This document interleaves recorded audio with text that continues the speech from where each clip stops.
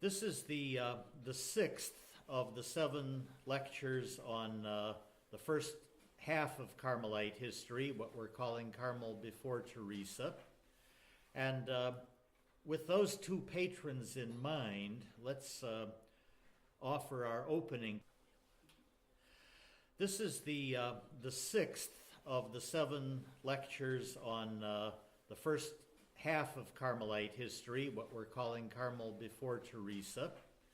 And with those two patrons in mind, let's offer our opening word. Help us to drink from the well of his wisdom.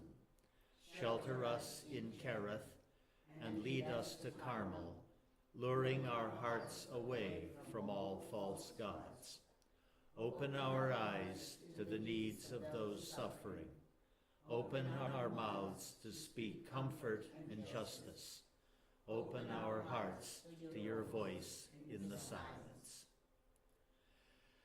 Now, just to reconnect ourselves with what's gone before, remind yourself of everything you know or ever did know about Philip Ribaud's work.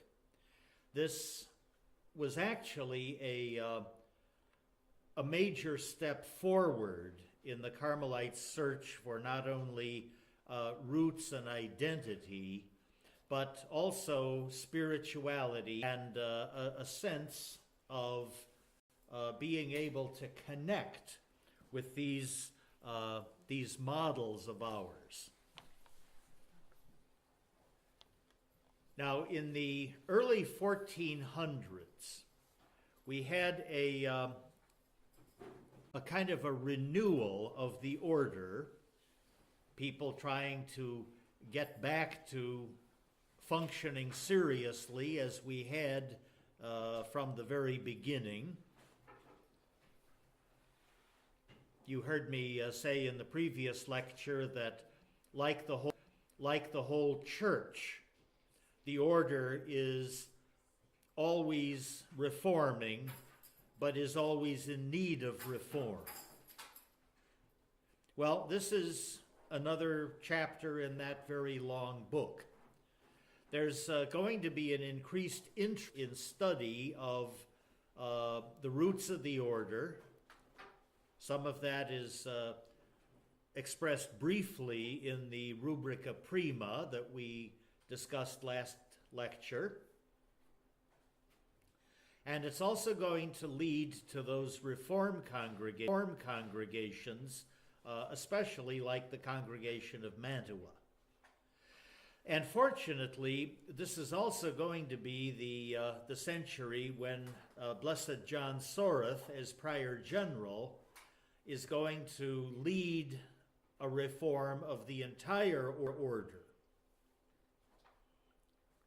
By the time the Reformation begins, shortly after 1500, the Carmelites in some places are going to be fortunate enough to have benefited from this renewal in life and spirit, so that they're able to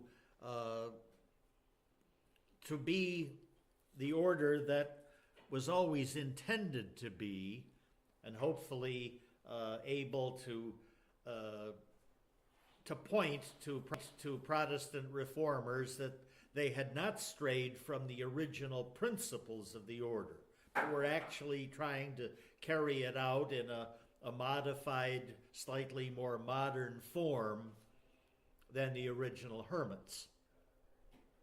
And ultimately, of course, this renewal in the prayer element, especially as it's embodied in the Institute of the First Monks, is going to be an inspiration to later reformers like Teresa. So try to keep this in mind, that even though we're not going to talk about a lot of the events in the 1400s, this is the rebuilding of the story of Carmel, the legend of Carmel, if you like, as it's carried out by Marian theology and the Elian tradition. Now, focusing back on the institutes, we have the story of Elijah, which is presented not as a historical document, but as an inspirational story. In other words, the whole Elijah cycle in the Old Testament is being seen by these late medieval, early modern Carmelites as a story of how they should live, and a story of how the doings of Elijah, both as far as prayer and activity, especially defending the true faith of Israel and the poor and the downtrodden in Israeli society, how does this apply to the way that people live in the 1400s, 1500s, and so forth? One of the references to Elijah comes from the prophecy of Malachi. This is one of those that's very memorable and quoted frequently. Behold, I will send you Elijah the prophet before the great and terrible day of the Lord. And he will turn the hearts of fathers to their children, and the hearts of children to their fathers, lest I come and smite the land with a curse. Now, Malachi is referring backward to the history that was already in the books, the history of Elijah. The books of Kings were already very well known in Israel at his time, and Malachi is reminding us that Elijah did not die. He was taken up to heaven in that fiery chariot, the first of the hot rods, and tradition says that at the end of time, there will be two witnesses that return to the earth. Elijah is seen as one of those. The other is Enoch of the very earliest human race, who also was described as one who walked with the Lord because of his personal holiness and was seen no more. So theoretically, Enoch did not die either. So Enoch and Elijah are the two witnesses, the two prophets for the end of time, and that is the great and terrible day of the Lord that Malachi refers to. Now, in the letter of James in the New Testament, he refers also backward to the person of Elijah. He was a human like us, and yet he prayed earnestly that it might not rain, and for 3 years and 6 months it did not rain upon the land. Then he prayed again, and the sky gave rain, and the earth produced its fruit. James is reminding his readers that Elijah was close enough to God to be able to understand God's will, that even the forces of nature could be commanded and would follow what God needed people to learn about faithfulness to him. Now, later on, some of the earlier Christian writers, the ones that were so early they're frequently called the fathers of the church, are going to reflect on this same theme. The Egyptian theologian Origen writes, "And Elijah, who shut up heaven for the wicked for 3.5 years, later opened it," referring pretty much to the same issue that James did. This too is always accomplished for everyone who through prayer receives the rain of the soul, since the heavens were previously deprived of it because of his sin. Now, as we're going to find, rain is important in the Elijah cycle. And And although it's going to be an artificial connection, we're talking about rain and rain clouds as a link between Elijah and Mary, as we will see. This idea of rain very lightly symbolizing the fall of grace on a soul that is in contact with God, in harmony with God, through prayer and through moral living. That image of rain is actually very refreshing. Another writer, Basil of Caesarea,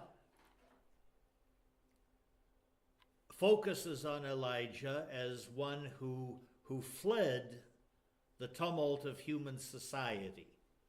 Remember the time in the Elijah story when he simply gets away from the northern kingdom of Israel. Ahab and Jezebel are messing up society so totally that essentially he just has to get away and be alone in the desert with God. He's finding his true happiness only in the desert, renouncing the mercenary interchange of urban life in order that he might see God in solitude, to live without home or servant, without livestock or roof, bed, or even bread.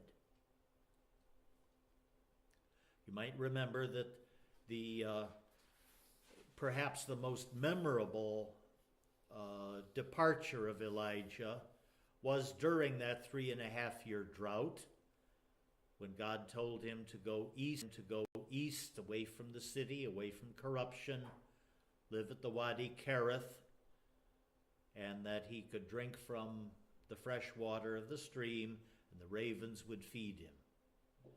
But we also have Elijah's famous trek to the south. This was after the episodes of the drought and the end of the drought, as well as his vision of the little cloud rising from the sea, which Carmelites are going to see as a very important link. And of course, the threat of Jezebel to end his life and to punish him for getting rid of her false prophets of Baal. Well, Elijah goes off to the mountain of God in the south, and it's at this very memorable episode that he experiences the wind, the fire, the earthquake, and God is in none of those things, but in the tiny whisper of silence. A tiny whispering sound is one of the translations. Another says the sound of pure silence. However you translate it, it's a reminder that God doesn't have to appear in a lot of flash and display. That God is spirit, not material. God communicates with whomever he wants in whatever way he wants. Now, our friend Jerome echoes what Basil said. He definitely was a great admirer of Elijah because, like Moses, he saw God, dealt with God, wrestled with God, swore at God, and of course Jerome himself was very good at swearing. So he connects this vision with the prophet's asceticism and virginity, another important theme. He escapes death because he was a virgin, according to Jerome, and this seems to be the beginning of that tradition of Elijah as a symbol of virginity. You might remember in the Book of the First Monks, Ribot highlights Elijah and Mary as the first man and the first woman to profess virginity for the kingdom of God. Now, of course, this is stretching the truth beyond all belief. But remember that this is a teaching document. It's not the facts and figures that you look at. It's the lesson that we're supposed to learn. Another of the real giants of early theology, John Chrysostom, John of the Mouth of Gold, to translate his nickname, he picks up on what Jerome says and declares that Elijah, because of his virginity, was equal to the angels. That's quite a claim, but it's a good testimony to the rather towering reputation that Elijah had in the early church. And he continues on to praise not only Elijah, but his followers, Elisha, John the Baptizer, as brothers in their love for virginity. So this is a little bit of a left-handed reference to our off and on succession of followers of Elijah through the next 1,000 years to the time of Jesus and Mary, and then the 1,000 years after that, just before Albert's rule was written.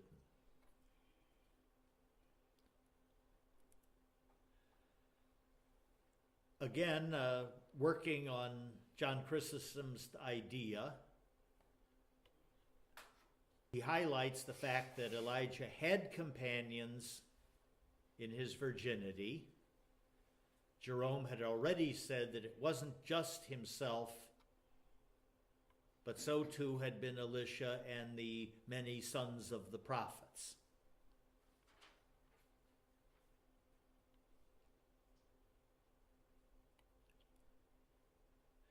Elijah has sometimes been called the father of monks, one of those who was the originator of not the institution, but the idea of religious life that was later followed by people like Antony of Egypt or Pachomius. And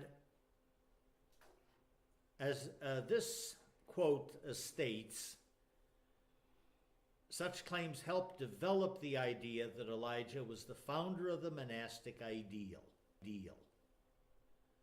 Jerome referred to these sons of the prophets, the ones that you find in the Old Testament, disciples of Elijah and Elisha, as the monks of the Old Testament. This particular group that is referred to in the books of Kings, it's also translated sometimes as the Prophets' Guild. In other words, an organization of people who had made a commitment to an austere way of life, prayer, penance, reflection, following the will of God, and coming in contact with God to whatever degree they could. You can see that this is very harmonious with what the Carmelites thought of themselves as doing or needing to do. Now, let's fall back on our friend John Cassian again. Cassian was one of those who actually structured the early religious life in the Eastern Church and then traveled west and spread many of the same ideas to the Western Church. Some direct all their efforts toward the secrets of the desert and purity of heart. In the past, there were Elijah and Elisha. In our own day, says Cassian, there are the blessed Antony and those others who follow the same purpose. And we know that in the quiet of their solitude, they enjoy the closest union with God. And so it was that, as I have said, there arose out of the discipline of the early days another way of seeking perfection.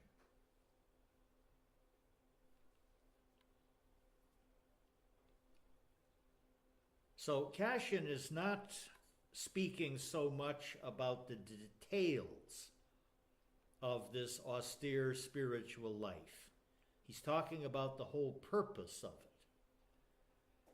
Now, of course, that's more important because that is what doesn't change with all the other comings and goings. If you get back to the 1300s, 1400s, 1500s, the standards of religious life in the religious house can go through an awful lot of modification. They can change the schedule of the community. How many times do you go to chapel? What prayers do you say? How often do you reflect or dovetail work with prayer? These are details of discipline. And while they are somewhat important, it's these things that don't change that carry the reason for that practice of everything that follows. Okay, continuing with John Cassian. Adherents of this life are rightly called anchorites, that is, people who go aside into a retreat. The anchorites of the early church were people who sometimes lived a very bizarre existence, but always as alone as they could possibly be, eliminating all distractions between God and themselves. Many of these anchorites would live in a cave or on a mountaintop or intentionally away from everyone and everything. It is not enough for them to have successfully trampled down the snares of the devil among us. They long to join in open combat and in clear battle against the demons. Again, think about Antony of Egypt with all of his various temptations. That was seen as a struggle against the devil and everything the devil could throw at him. They are not afraid to push into the great hiding places of the desert. They are surely the imitators of John the Baptist, who remained in the desert throughout the whole of his life.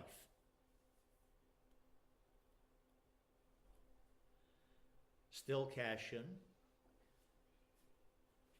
he quotes back to those people doing like Elijah and Elisha, about whom the apostle had this to say. They wandered around dressed in the skins of sheep or goats. They were persecuted and poor, they of whom the world was unworthy. They went to live in lonely places, on mountains and caves, in the hollows of the earth. From the letter to the Hebrews. Now, another interesting person that nobody has ever heard of, or seemingly so, is Adso. He was an abbot in the final century of first millennium. He prophesied that a Frankish ruler would first restore the Roman Empire and then lay down his crown in Jerusalem. Now, notice, please, that the date of death for Adso was almost made it to the year 1000. He is remembering another Frankish ruler, namely Charlemagne, who about the year 800 established the Holy Roman Empire, thinking to revive the Roman Empire in the West based on Christianity and Christian principles. And he's looking into the spiritual future, so he says, that another Frankish ruler would restore it again, because 200 years after Charlemagne, it needed restoring, and then lay down his crown in Jerusalem. Immediately upon this abdication, the Antichrist would rise, but the world would be preparing for the conflict by the teaching and preaching of Enoch and Elijah. Those are our two witnesses again. By the way, the closeness of Adso to that magic year 1000 reminds us that toward the end of the first millennium of Christianity, there was a lot of worry and stress among people who thought that the world was going to end at the year 1000. It was kind of a symbolic end of the Christian era, and many people had stressed the idea of 1,000 years being an extremely long time that represented the history of the world. So this was not a thing that scholars bought into at all, but it was in fact something that was widely believed.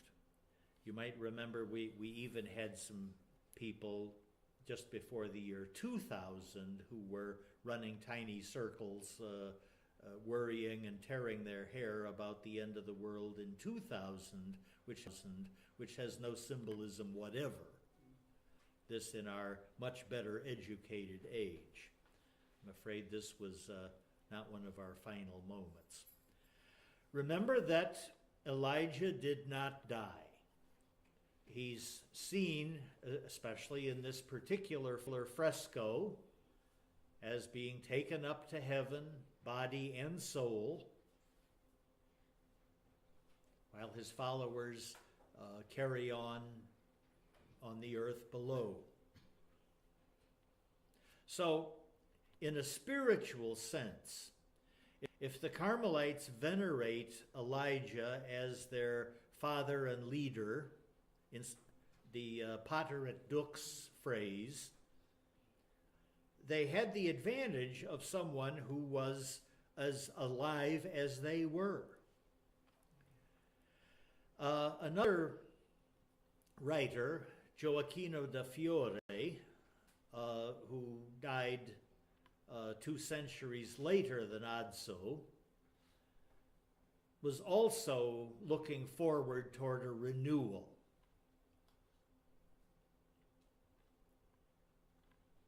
He wrote that he believed that the established monastic communities had more or less run out of energy.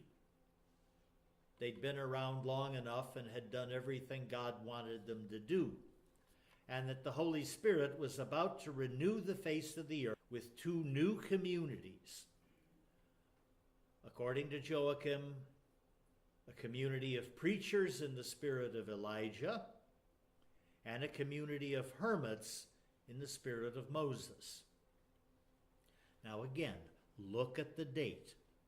He died in 1202.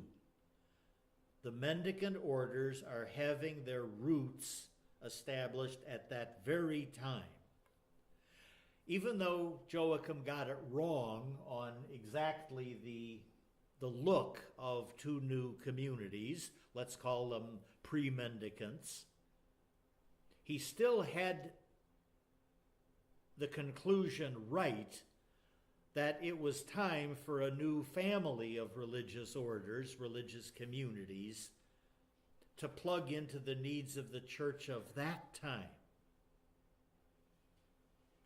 Remember also that by this time we had seen the revival of cities and towns. The big rural monasteries had been founded and had flourished quite well with the totally agricultural society of the Dark Ages and the early High Middle Ages, but that you now have most of the interesting things in society happening in the cities.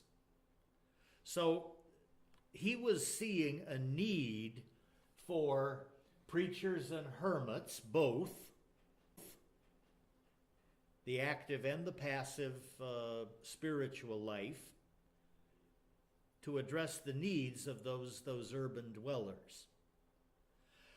One of our very recent great Carmelite writers, Ernie Larkin,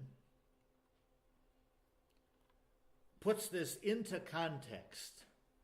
The interior life is described magisterially in a second important document in the order's history, the institution of the first monks, written in 1370 by Philip Ribault, a Catalonian Carmelite who sought to crystallize the Carmelite vocation primarily in the person of Elijah, and secondly in Mary, the mother of Jesus.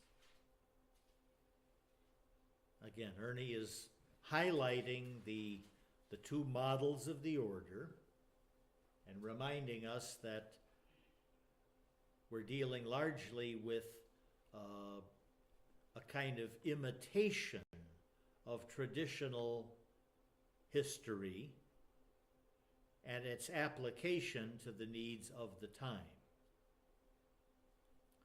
Now, let's connect the story of Elijah with the story of Mary. It's interesting that we look at the Marian devotions in the church today and the very long tradition that we have of veneration of Mary as the greatest of the saints, the mother of Jesus, the whole dispute about how do we think of Mary, how do we place her in the context of what the Carmelites say they're about in obsequio Jesu Christi. And where do all of the pieces of the puzzle actually fit? Well, there's a very long odyssey of Marian devotion, and it doesn't always match what we see in today's church. It's interesting to see, how earlier people had a slightly different view, although always with great veneration, great love, great respect. We have always said that the Carmelites, like the Augustinians, like the Cistercians, like several other groups, were a Marian order.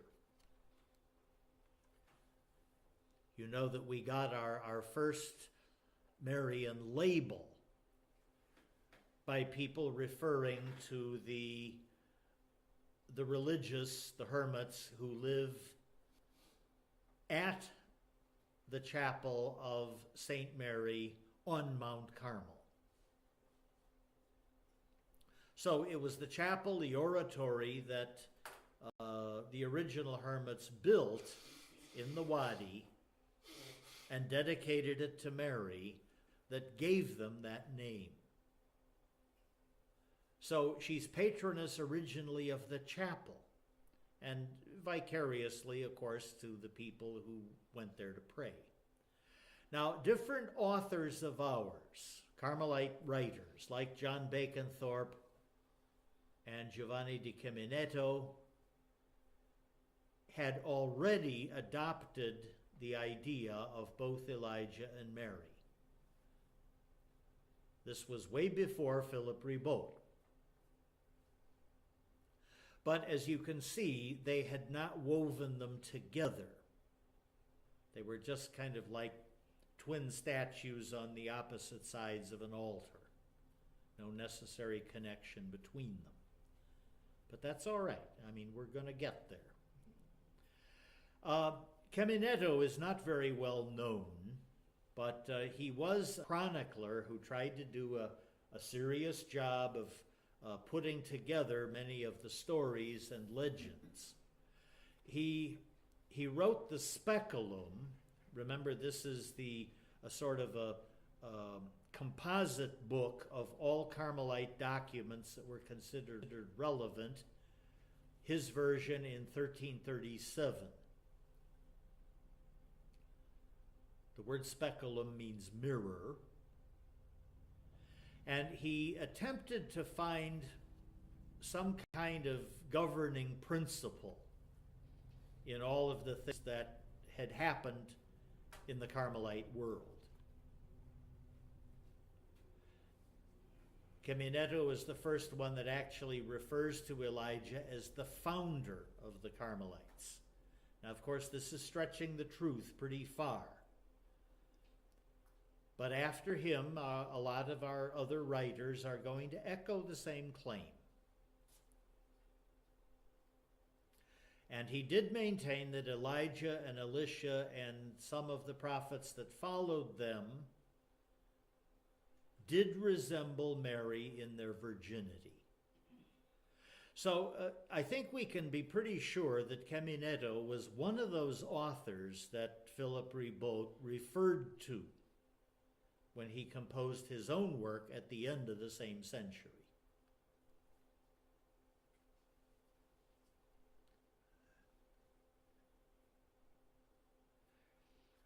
Now that idea of virginity it's at least the beginning of a link between Elijah and Mary. Chemineto was trying very hard to find that link. And so it's a good start, let's put it that way. One of the things that he wrote was that Mary and her virgin friends used to visit Mount Carmel often and knew the hermits there. This is kind of the beginning of our legend of Jesus, Mary, and Joseph going to Mount Carmel for picnics when they were taking a day off from the carpenter shop. Now, the Institute, Ribaut's writing, comes at the end of the century, and Father Mann, for whom we owe a great deal for the not only the research on much of these lectures, but also the graphics and the organization, he highlights the fact that the Institute is the Order's third and final great foundational document. The first, of course, is the Rule. The second is the Fiery Arrow. So the Institute is the third of the foundational trilogy. And he spends quite a lot of time in his writings dealing with the Blessed Virgin as part of the Carmelite heritage. But even with that expanded role that he gives her in his work, we still can't call Mary the organizing principle of the spirituality that is proposed in the Institute. Remember that the Rule very clearly says that the purpose of this group in the Wadi is that obsequio Jesu Christi. In other words, it's the following of Jesus. Mary and Elijah are supporting cast. They're not the be-all and end-all of what we do. So in that sense, Ribaut is very much in harmony with our most modern theology. And he's also the one who, by stretching the interpretation of the biblical stories a bit, is still going to give us, or at least our medieval brothers and sisters, a sort of a link as to how Elijah and Mary work for us. He's the one that brings the two of them together and starts making parallels between Mary's life and Elijah's life. And on that little section of the Book of Kings that sometimes mystifies people. You know, what the heck does this mean? You remember the experience of Elijah of the little white cloud that's rising from the sea. This is just before the end of the drought. That cloud is described by his servant, who goes out and sees nothing, but Elijah sends him back 7 times. Remember that 7 is God's number. It's the number of perfection. It's all, in this case, an example of patience. But gradually, this little white cloud, no larger than a human hand or a human foot, depending on your translation, gradually rises from the sea and grows till it becomes the source of that refreshing rain that ends the drought very dramatically. Now, according to Ribaut, this experience of the little cloud remains a mystery, and it's only understood by the time of the apostles. It took that long to make sense out of why that was significant. You know that during Advent we have this lovely little hymn, Rorate Coeli de super et nubes pluant justum. Drop down dew, ye heavens, from above, and let the clouds rain the just one. Okay, it's very harmonious with what we pray for during Advent, where we're preparing for a renewed coming of Christ, seen in the rain as grace. So in the medieval text, the cloud is in that shape of a foot or a hand. And it suggests, in our somewhat broad interpretation, the following of the will of God, footsteps here, here, here. And Mary is symbolized by this cloud. This is the connection between Elijah and Mary. It's that cloud image. She is a pure, spotless cloud from the gray and salty sea of humanity. Remember that the Mediterranean, beautiful or not, is salt water. It's not drinkable. You don't want a saltwater rain. So the evaporation of water from the sea is going to be pure and uncontaminated. No salt, no suspended minerals, nothing impure in this freshest of water. You have this little puff of water vapor that rises into the air, condenses to become visible, little tiny droplets of water, which then grow into something big and fall watering the earth. So you can see that this, although we're stretching the interpretation to something the author of the books of Kings never intended, as a kind of a prequel to Mary and her son Jesus, you see the purity of this Virgin Mother rising from the perfection of the sea and giving humanity fresh, pure, clean rain on the soil, on the crops, making everything grow again after 3.5 years of drought. In other words, the answer to everything that ails us is symbolized in Mary and her gift of Jesus. It's actually a very pretty image. And this cloud of Elijah, according to the medieval interpreters, is also foretelling the Immaculate Conception.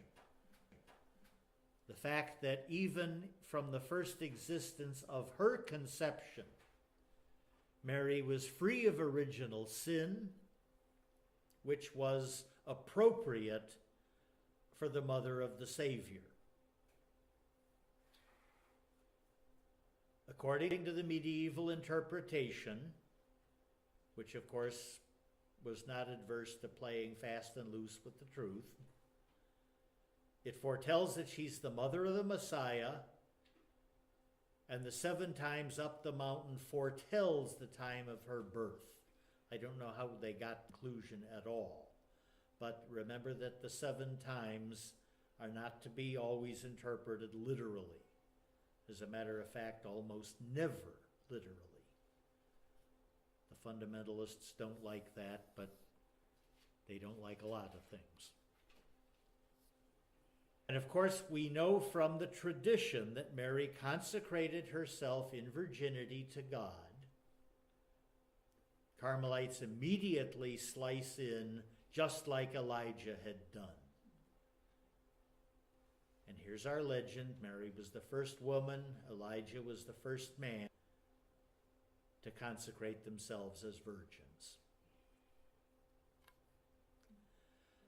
Bouncing back to our friend Jerome, he says that Carmel means knowledge of circumcision. which it doesn't. But therefore, in his interpretation, it symbolizes chastity. Carmel really means the garden of God.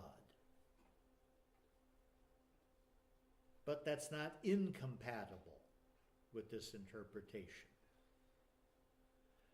Jerome points out that the go back up the mountain 7 times, and he correctly points out that the spiritual life is not something that you get right the first crack. It requires trying again and again. Discipline is a significant part of the thing that John of the Cross will call the ascent of Mount Carmel. As a matter of fact, John gives us a nice diagram to symbolize all of the struggles and difficulties of the devout person in their attempt to climb the mountain of God. And the fact that little cloud symbolizing Mary arising in front of Carmel, it was a symbol of the connection between Carmel and virginity. Now, Ribot has great fun with this, but he got this idea partially from Jerome, and we assume a good number of other authors. One thing that we can conclude about Ribot, although we know relatively little about him in actual fact, is that he had read an awful lot of books. He was very well up on reading of the Bible, as most Carmelites of this time were, but that he had also read a lot of the fathers of the church, like Jerome and John Chrysostom, and other spiritual writers like John Cassian. So, you know, he's pulling many of these connections out of his memory. He might not have even known exactly where he read this idea or that one, but they're all coming together when he needs them to be connections with something that he feels his young Carmelites need to learn. Jerome says that King Ahab belongs to the Old Testament, the time of the relationship with God the Father. However, we are now in the New Testament times, says Jerome. And we, for ourselves, are not only in fraternity with the Father, but through Elijah, we have another link of motherhood with Mary. We're related to her as both mother and sister. That idea of Carmelites seeing Mary as their sister is something that has always appealed to me. Your sister is not someone who's on a pedestal above you. Your sister is right at your side, someone you can talk to, kind of spill whatever's in your soul. You don't worry about it. You can talk about anything and have fun. So, getting back to that earlier theme, the Carmelites are a Marian order, but it's only because we are Christocentric. The direction of the Marian devotion that we have is always toward the person of Jesus and how she dealt with Jesus in her own life. After his birth, I suspect Mary did not have a single hour of her long life when she wasn't thinking about Jesus doing what he needed, how she could help. Just fill in the blanks. That one phrase in the middle is important, a longing for the Word to be made flesh. The Word of God the Father was Jesus, and that's all he needed to say. You've heard the phrase that Jesus is all we need to know about God. So we have a very incarnational theology, very incarnational spirituality. Part of our legend is that in the year 83, after they had been baptized and had been following the apostles, that the Carmelites in the Wadi tore down the prayer house Elijah had built, the so-called Semnion, and they constructed a chapel in honor of Mary. Now, of course, this is pure legend. There's nothing in actual historical facts to even assume that Elijah had built a Semnion. But it's a good story. So for Carmelites, we value our Marian piety very highly. And yet it's always Christocentric. We know that the emphasis on the scapular is symbolic of medieval livery. Remember that that's the garment that shows who we're dedicated to and who we protection.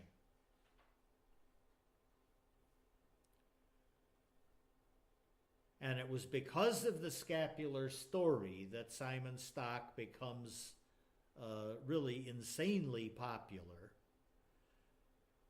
But ironically, a couple of centuries after his own death. It's the scapular itself that makes Simon Stock popular, not the stories about him insofar as we can know anything about him. We've also seen many, many Carmelite churches named Our Lady of Mount Carmel, and many of those who have other names would usually wind up with names like St. Joseph, Holy Family, St. Anne, St. Joachim. We focus on Mary's parents, or St. Elizabeth, her cousin, or other names like Transfiguration, which deal with both Jesus and Elijah. We've always had a tradition of a Marian liturgy as an orientation point and much preaching about Mary. As a matter of fact, some of the medieval constitutions mandate that Carmelites should include something about Mary in every sermon they give.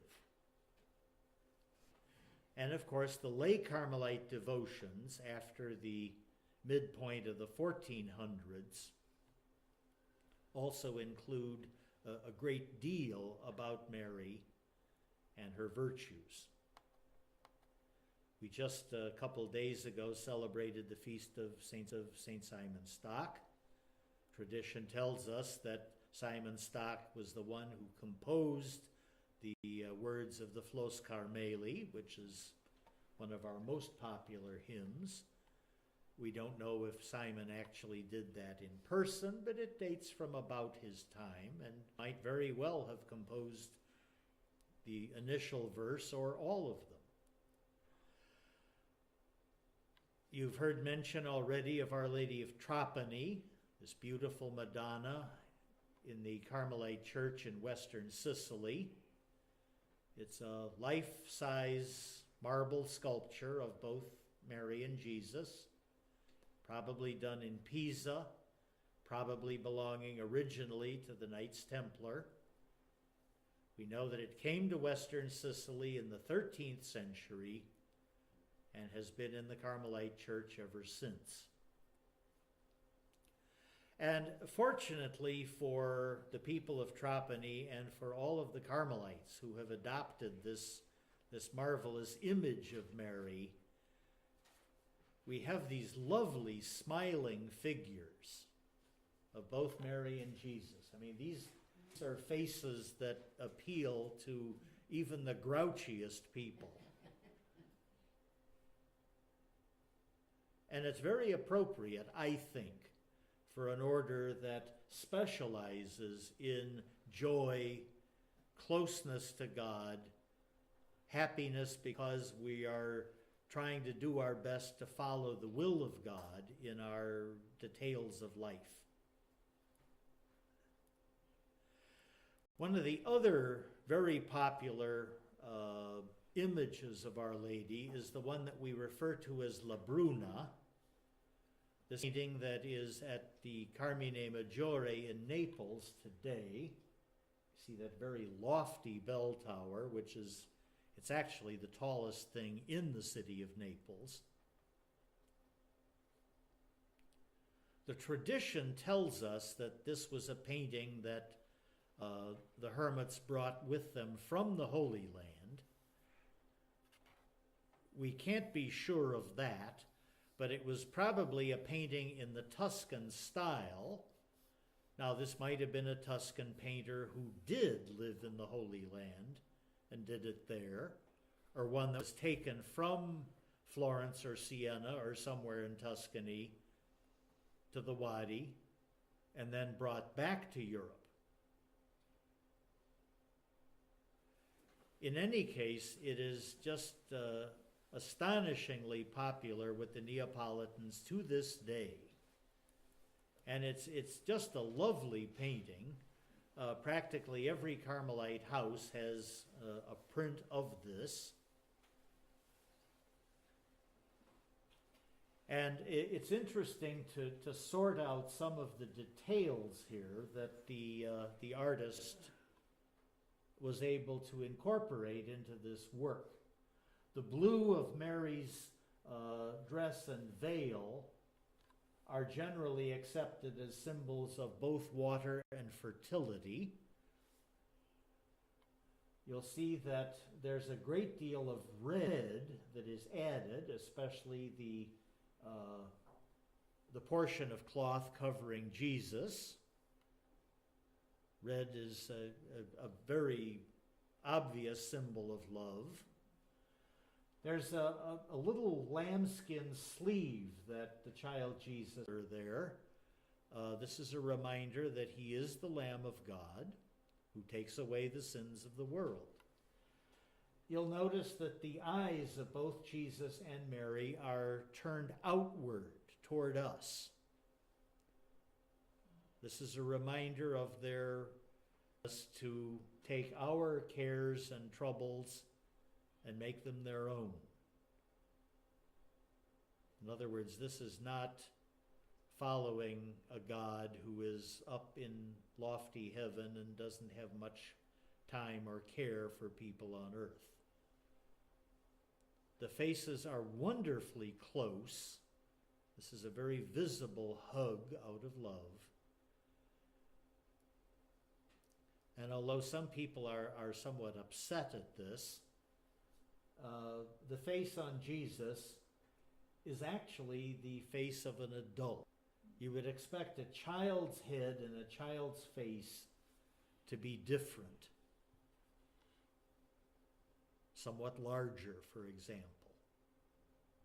But we seem to think that the artist, whoever it was trying to emphasize the very mature face as a reflection that God is eternal and not tied to any kind of human timetable or prejudice of how he ought to look. This is the interior of Carmine Maggiore. You see it's a huge cavernous church. And the painting itself is way up inside the area directly above the main altar. Today, in our extremely secularized world, there are many devotions during the day and during the evening that are fairly well attended by the Neapolitans, focusing on Marian devotion and respect and love for this very popular painting. It's just a sort of magnet for people to express their love of Mary in a concrete form. Okay, end of first part of the lesson. Let's take a break and we'll go forward to following up on this.